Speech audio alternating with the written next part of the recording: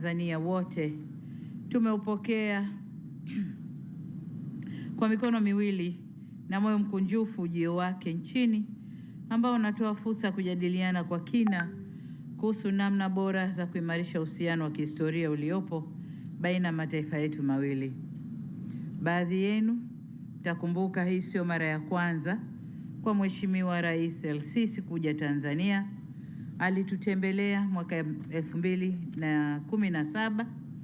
Hiki ni kielelezo tosha cha uhusiano mzuri wa kidugu na wa kirafiki kati ya mataifa yetu mawili. Kwa msingi huo, ninaamini na nina matumaini makubwa kwa ziara hii itakuwa na manufaa makubwa kwa nchi zetu mbili. Na kwa sababu alishakuja mara mbili, mimi nilikwenda mara moja mwaka 2021 na leo amenialika tena niende, na tumekubaliana kwa wakati mwafaka tutafanya ziara huko. Ndugu wanahabari, kama mnavyofahamu, Tanzania na Misri ni nchi rafiki na washirika wa karibu. Urafiki na uhusiano wetu umekuweko hata kabla ya ukoloni, pale ambapo wafanyabiashara wa Misri walikuwa wakija kwenye maeneo ya pwani ya Afrika Mashariki. Kipindi cha ukoloni, mataifa yetu mawili yalishirikiana kwa karibu zaidi kwenye harakati za kutafuta uhuru wa Afrika.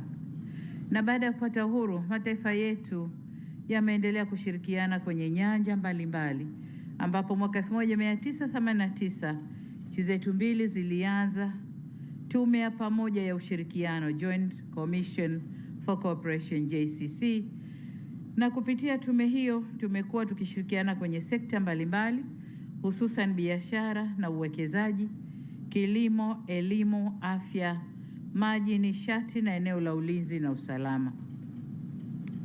Nitumie fursa hii kwa niaba ya serikali na Watanzania wote kuishukuru serikali ya Misri kwa ushirikiano mkubwa inayotoa kwa nchi yetu kupitia mafunzo na ufadhili wa masomo ya muda mrefu nchini Misri. Zaidi ya hapo, Watanzania, wataalamu wa Misri kwa kushirikiana na wataalamu wetu wametoa huduma za upasuaji wa wagonjwa wa moyo kwa Watanzania wapatao 420 katika kipindi cha miaka 10 iliyopita. Bila ya shaka, naamini mtakubaliana nami kuwa mojawapo ya kielelezo kikubwa cha ushirikiano wa karibu uliopo kati yetu ni utekelezaji wa mradi wa kufua umeme wa bwawa la Julius Nyerere. Mradi huu ni mkubwa ambao umegharimu kiasi cha shilingi trilioni 7.4 na umejengwa na kampuni mbili za kutoka nchini Misri. Hivyo tunaishukuru sana serikali na makampuni toka Misri kwa kushirikiana nasi kwenye utekelezaji wa mradi huu mkubwa sana. Mradi huu umegharamiwa kwa fedha zetu wenyewe na kujengwa na kampuni za Afrika. Huu ni uthibitisho kuwa nchi za Afrika zikiamua zinaweza kutekeleza miradi mikubwa ya kimkakati kama hii bila ushiriki wa mikono mingine ya nje ya Afrika. Katika ziara hii leo, muda mfupi uliopita, tulikuwa na mazungumzo na ujumbe wa wageni wetu tuliowapokea, Mheshimiwa Rais na ujumbe wake. Tumejadili masuala mengi sana yenye lengo la kukuza na kuimarisha uhusiano zaidi na ushirikiano kati ya mataifa yetu mawili. Mazungumzo yetu yalijielekeza katika kuimarisha uhusiano na ushirikiano kwenye masuala ya kiuchumi kwenye nyanja mbalimbali kama ifuatavyo. Moja, biashara na uwekezaji. Tumekubaliana sote kwamba kiwango cha biashara kati yetu bado kiko chini, lakini kuna fursa kubwa za kuweza kukikuza, hivyo tukubaliane kukuza biashara. Lakini vile vile kwenye uwekezaji, nchi hii ya Misri ni ya 8 ukiangalia nchi 10 za juu zinazoinvesti Tanzania. Misri ni ya 8 kwa uwekezaji nchini na miradi 61 yenye thamani za dola za Marekani bilioni 1.5 na imezalisha ajira kwa Watanzania zaidi ya 4,000. Na maeneo ambayo wamewekeza ni nishati, viwanda, ujenzi, kilimo, utalii na huduma nyinginezo. Licha ya takwimu hizo za kutia moyo, kama nilivyosema, bado kuna fursa ya kukuza biashara na uwekezaji kati yetu, na ndiyo tulioyazungumza ndani. Katika ziara hii, Mheshimiwa Rais El-Sisi ameambatana na wafanyabiashara wakubwa 35 kutoka nchini Misri, ambayo hivi sasa wanakutana na wenzao wa Tanzania kwenye jukwaa la biashara. Nina imani kupitia jukwaa hilo na kwa kuzingatia fursa za uwepo wa eneo huru la biashara la Afrika, biashara na uwekezaji kati yetu itaongezeka maradufu. Kwa upande wa sekta ya kilimo, ndugu wanahabari, kwenye mazungumzo yetu tumebaini kuwa sekta ya kilimo cha mazao na mifugo inayo nafasi kubwa ya kukuza ushirikiano wa kiuchumi kati yetu pamoja na nchi nyingine za Afrika.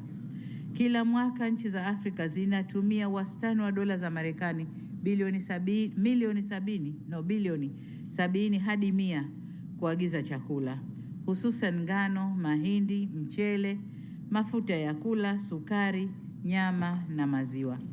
Kama mjuavyo, sisi Tanzania tuna eneo kubwa lenye kufaa kwa kilimo, ikiwemo hekta milioni 29 zinazofaa kwa kilimo cha umwagiliaji maji. Aidha, Tanzania inashika nafasi ya pili kwa idadi kubwa ya mifugo barani Afrika. Wenzetu kwa upande wa Misri wamepiga hatua kubwa kwenye sekta ya kilimo, hususan teknolojia za kilimo, umwagiliaji na uzalishaji wa mbegu kwa kutumia chanzo kimoja cha umwagiliaji ambacho ni mto Nile. Sisi Tanzania tuna mabwawa, tuna mito mingi na maziwa, lakini bado tuko nyuma kwenye umwagiliaji maji. Kwa hiyo tumeamua kushirikiana kwenye eneo hili kukuza kilimo chetu sisi Tanzania, lakini na wao tukilima kwa pamoja. Na tumekubaliana kuimarisha ushirikiano kwenye eneo hilo.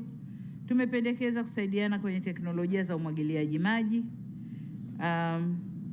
lakini kwa upande wao wameonyesha nia ya kuwekeza kwenye kilimo cha ufugaji pia hapa nchini, na kwa maana hiyo tumekubaliana kutumia ranchi yetu ya Ruvu ambayo kwa sasa haina kazi, tutaitumia kwa kuwekeza kwenye mifugo sisi na wao.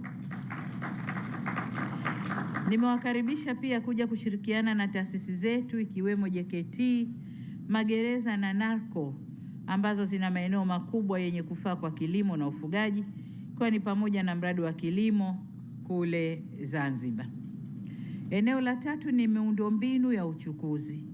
Kama mnavyojua, huwezi kukuza ushirikiano wa kiuchumi bila kuimarisha miundombinu ya usafiri na huduma za usafirishaji. Hivyo kwenye mazungumzo yetu tumekubaliana kuimarisha ushirikiano kwenye sekta ya usafirishaji. Walipoitwa kusaini Waziri Makame Mbarawa na waziri kutoka Misri, tuliwapigia makofi. Tuliwapigia makofi kwa sababu huko ndani huko kulikuwa na mambo walikuwa wanavutana kidogo. Kwa hiyo tumetoka ndani, mambo yamekaa sawa, na ndio maana hapa tumewapigia makofi. Kwa hiyo tumekubaliana sote kwa pamoja kuimarisha ushirikiano kwenye sekta ya usafirishaji. Tumekubaliana kuunganisha bandari zetu. Bandari ya Dar es Salaam watatusaidia development, ujengaji wa bandari ya Bagamoyo, eneo lao ambao watatumia, lakini pia katika mazungumzo wataunganisha bandari ya Bagamoyo na reli kwenda Kwala, ambako kule Kwala tutawakatia eneo la kuweka bidhaa na makontena yao. Kwa hayo ndio tumekubaliana baada ya mvutano baina ya Makame na mwenziwe. Tumekubaliana hayo. Tumejadiliana na kukubaliana kwamba Egypt Air inakuja mara 3 sasa hivi kwa wiki ndani ya Tanzania. Vivyo hivyo ATC nayo ijiandae kutoa huduma kama hiyo kuelekea miji kule nchini Egypt. Sambamba na hayo, tumehamasisha kuendelea kwa majadiliano kuhusu kuanzishwa ushirikiano kwenye usafiri wa baharini, na kama nilivyosema, kwa kuunganisha bandari zetu Dar es Salaam, Bagamoyo, Sofaga na bandari nyingine kule Misri. Hatua hii itarahisisha usafirishaji wa bidhaa kati ya Tanzania na Misri na vile vile kufungua fursa za masoko za bidhaa za Misri kwa nchi za kusini mwa Afrika pamoja na bidhaa za Tanzania kuingia kwenye eneo la Ghuba. Hiyo ni hatua kubwa sana tukiweza kufika hapo. Tumewakaribisha pia kushiriki kwenye utekelezaji wa miradi mbalimbali nchini, hususan kama nilivyosema, bandari na reli, lakini barabara, madaraja, real estate, ujenzi wa majumba na mambo kama hayo. Masuala mengine ya ushirikiano, tumeangalia maeneo ya kuimarisha ushirikiano kama afya na elimu. Nako tumezungumza mengi, tumekubaliana mengi, lakini wametupa pia ahadi, ikitupendeza wako tayari kujenga hospitali mpya na kuiweka vifaa vyote, ikitupendeza. Sasa nani anapewa ofa hiyo anakataa? Tutaendelea na mazungumzo kuona hilo nalo linafanyika. Kama nilivyogusia awali, kwa miaka mingi Misri inasifika kwa maendeleo ya sayansi na teknolojia. Ndio maana mpaka leo bado dunia inajiuliza kwa namna gani wa Misri waliweza kujenga pyramids. Ni kwa sababu toka huko asili yao hawa ni watu wa sayansi na teknolojia.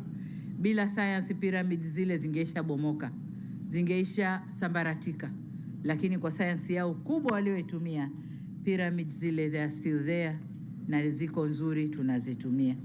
Hivyo kwa mazungumzo yetu nimemweleza Mheshimiwa Rais Al-Sisi kuwa jitihada za kuinua masuala ya sayansi na teknolojia nchini zimeendelea. Tumezindua mifuko kadhaa ya kusomesha watu wetu, ikiwemo Samia Extended Scholarship Program. Nimemuomba tuunge mkono kwenye hili, tusomeshe watu wengi kwenye field za sayansi, cyber crime, AI, ICT na mambo mengine, na amekubali hilo. Zaidi ya hayo, tulizungumza suala la kusaidiana kujenga ujuzi na ubobezi kwa wataalamu wetu, hususan kwenye magonjwa ya moyo, figo, kansa na kadhalika. Yote yamekubali. Aidha, tumekubaliana kuendelea kushirikiana kwenye sekta ya maji, ambapo sisi Tanzania tuna jukumu na wajibu wa kuhakikisha tunatumia vyema maji ya Ziwa Victoria na kuto kusababisha athari ya mtiririko wa maji yanayokwenda mto Nile ili kuingia kwao kwa matumizi. Nasi tumebeba dhima hiyo kwamba tutalinda Lake Victoria na kuhakikisha mtiririko wa maji unakwenda vizuri. Tutajenga mazingira mazuri ili maji yale yasiwe yana kiwango cha kupungua, yatiririke vizuri. Sambamba na hayo, kama mnavyojua, Tanzania na Misri zipo kwenye maeneo ya kimkakati yanayounganisha bahari za Hindi, Mediterranean na Shamu, bahari ya Shamu. Kwa mantiki hiyo, maeneo hayo yamekuwa yakikabiliwa na changamoto mbalimbali za kiusalama, ikiwemo ugaidi, uharamia, uvuvi haramu na makosa mengine ya kimataifa. Hivyo tumekubaliana kuimarisha ushirikiano wa vyombo vyetu vya ulinzi na usalama ili kukabiliana na changamoto hizo. Masuala ya kimataifa, kama mnavyoelewa, sisi mataifa mawili wote ni wanachama wa Umoja wa Afrika, wanachama wa nchi zisizofungamana na upande wowote, wanachama wa Umoja wa Mataifa na pia wanachama wa nchi za Maziwa Makuu. Hivyo tumekubaliana kushirikiana vyema katika nyanja hizo na vile kuendeleza majadiliano ya bonde la mto Nile ili kufikia muafaka kuhusu matumizi bora na endelevu ya maji ya mto huo. Tumesisitiza kuwa mto Nile haupaswi kuwa chanzo cha migogoro, bali chombo cha kushirikiana na kuleta ustawi wa maendeleo kwa nchi zinazozunguka bonde hilo. Nimetumia fursa hiyo kumweleza Mheshimiwa Rais Al-Sisi kuhusu dhamira ya Tanzania kuwania nafasi ya ujumbe usio wa kudumu wa Baraza la Usalama la Umoja wa Mataifa kwa mwaka 2029-30 na kuomba Misri, taifa la Misri, litunge mkono, na wamekubali hivyo.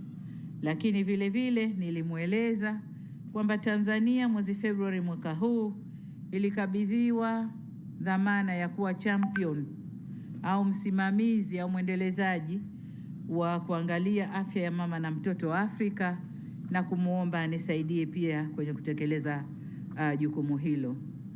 Kwa upande mwingine, ndugu zetu wa Misri, nchi yao inasifika kwa masuala ya kihistoria, na kama nilivyoeleza awali, nchi zetu mbili zishirikiana karibu kwenye enzi za harakati za kupigania uhuru mwaka 66. Hivyo sisi na wao tutakwenda pamoja kuhakikisha kwamba uhuru wa Afrika unabaki uhuru wetu, ni si uhuru wa watu wengine. Na hitimisho, ndugu zangu wanahabari, haya ni baadhi ya masuala ambayo tumeyajadili. Mengine ambayo nimeyasahau au nimeyaacha, Mheshimiwa Rais Abdel Fattah al-Sisi atayazungumza yeye nitakapomkaribisha. Nihitimishe kwa kutumia fursa hii kutoa rai kwa mawaziri wote wa Tanzania na wataalamu wetu, lakini vile vile kwa upande wengine, kwa ndugu zetu wa Masri, kuhakikisha kuwa yote tuliyojadili na kukubaliana na kaka yangu Mheshimiwa Rais wa Jamhuri ya Kiarabu ya Misri, Mheshimiwa El-Sisi, pamoja na mikataba tuliyoisaini leo hapa katika mkutano wetu na ile iliyosainiwa kwenye jukwaa la wafanyabiashara kule, inakwenda kutekelezwa ipasavyo na bila kuchelewa. Tumekubaliana kuharakisha utekelezaji wa tuliokubaliana. Baada ya kueleza hayo, sasa napenda nimkaribishe Mheshimiwa Rais na yaweze kuzungumza nanyi waandishi wa habari. Mheshimiwa Rais, tafadhali.